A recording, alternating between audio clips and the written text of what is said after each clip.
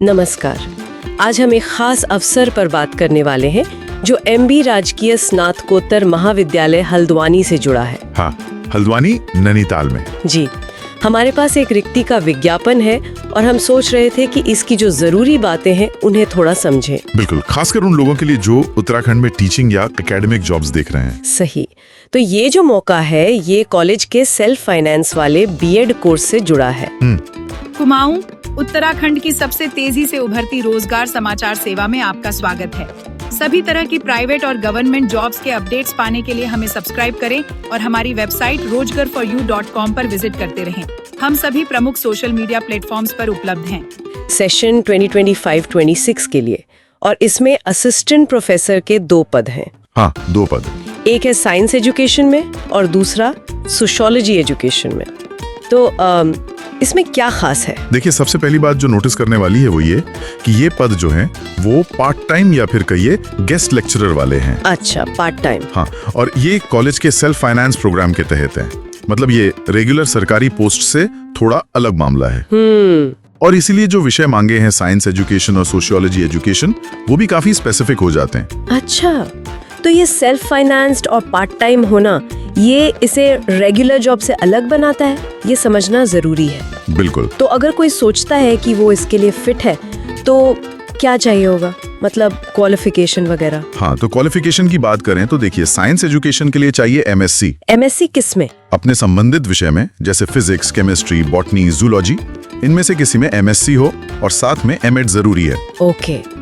और sociology education वाले के लिए? उसके लिए चाहिए MA sociology, political science, history, economics या ज्योग्राफी में, और साथ में एमएड तो चाहिए ही। और मार्क्स का भी कुछ है, परसेंटेज वगैरह? हाँ, बिल्कुल। दोनों ही केस में, मतलब पोस्ट ग्रेजुएशन डिग्री में भी और एमएड में भी कम से कम 55% मार्क्स होने चाहिए। 55%, ठीक है। और ये भी साफ लिखा है कि अगर किसी के पास नेट है या पीएचडी है तो उसे प्रेफरेंस मिलेगी। अच्छा, प्रेफरेंस, ये तो आजकल होता ही है हायर एजुकेशन में। जी बिल्कुल। क्वालिटी कंट्रोल का एक तरीका है और उम्र सीमा भी दी है, 18 से 45 साल। 18 से 45, इसमें छूट भी होगी शायद सरकारी नियमों के हिसाब से। हाँ, वो मेंशन किया है कि सरकारी नियमों के अनुसार छूट मिल सकती है। ठीक है, तो क्वालिफिकेशन वाली बात तो काफी क्लियर हो गई। अब आते हैं अप्लाई करने के तरीके पर। कैसे अप्लाई करना है? ऑनलाइन है? नहीं, ये प्रक्रिया पूरी तरह ऑफलाइन है। अच्छा, ऑफलाइन। हाँ, कैंडिडेट्स को एप्लीकेशन फॉर्म कॉलेज ऑफिस से ही लेना होगा, फिर उसे भरकर जो भी जरूरी डॉक्यूमेंट्स हैं उनके साथ 30 मई 2025 तक वहीं जमा करना है। कॉलेज ऑफिस में ही जमा करना है 30 मई तक। थोड़ा ओल्ड स्कूल तरीका है, कह सकते हैं। खैर, और मानदेय, सैलरी या पेमेंट का क्या सिस्टम है? ये अक्सर ऐसी पोजीशंस में बड़ा सवाल होता है। हाँ, ये पॉइंट इंटरेस्टिंग है। जो स्रोत हमारे पास है उसमें लिखा है 15,000 रुपए प्रति माह या फिर 250 रुपए प्रति कार्य दिवस, या मतलब दोनों में से एक। हाँ, ऐसा लगता है। ये शायद इस पर निर्भर करेगा कि असल में काम कितना है, मतलब वर्कलोड कितना है, और साथ ही एनसीटी यूजीसी के नॉर्म्स क्या कहते हैं। अच्छा, ये जो स्ट्रक्चर है ये सीधे सीधे बता रहा है कि ये जॉब पार्ट टाइम नेचर की है। कोई फिक्स्ड मंथली सैलरी नहीं है, बल्कि या तो एक मुश्त रकम है या फिर जितने दिन काम किया उस हिसाब से पेमेंट। सही कहा। ये 15,000 या 250 रुपए प्रति दिन वाली बात वाकई इसके पार्ट टाइम होने को कंफर्म करती है। ये परमानेंट पोस्ट की सैलरी स्केल से तो बहुत अलग है। बिल्कुल अलग है। ठीक है, एप्लीकेशन के साथ डॉक्यूमेंट्स क्या क्या लगाने हैं? वही सामान्य डॉक्यूमेंट्स हैं।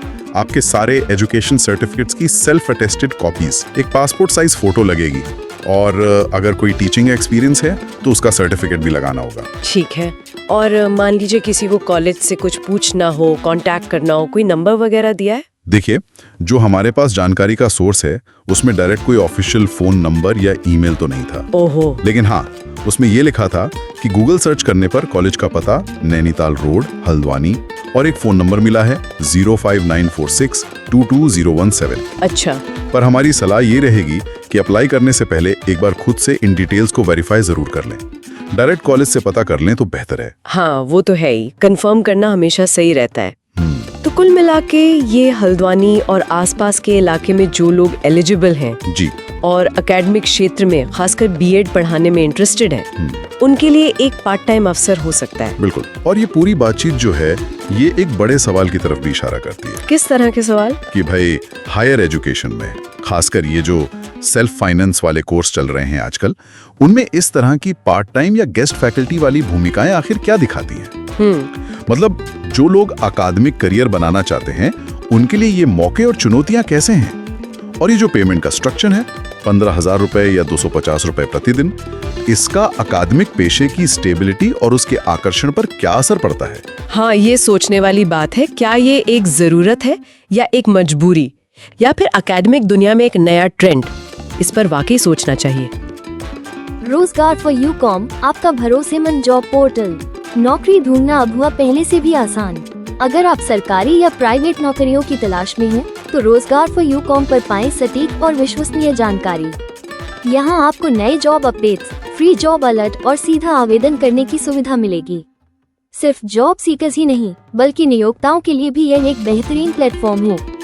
अगर आप अपनी कंपनी या संस्था के लिए सही उम्मीदवार ढूंढ रहे हैं, तो अपनी जॉब वैकेंसी मुफ्त में पोस्ट करें और योग्य उम्मीदवारों तक सीधी पहुंच बनाएं। हमारी तेज और प्रभावी भर्ती प्रक्रिया से आपका कीमती समय बचेगा और आपको सही टैलेंट मिलेगा। अभी विजिट करें रोजगार फॉर यूकॉम और अपने करियर या भर्ती प्रक्रिया को एक नया आयाम दें। लेटेस्ट जॉब अपडेट्स के लिए हमारे व्हाट्सएप चैनल से जुड़ें और फेसबुक पेज पर हमें फॉलो करें।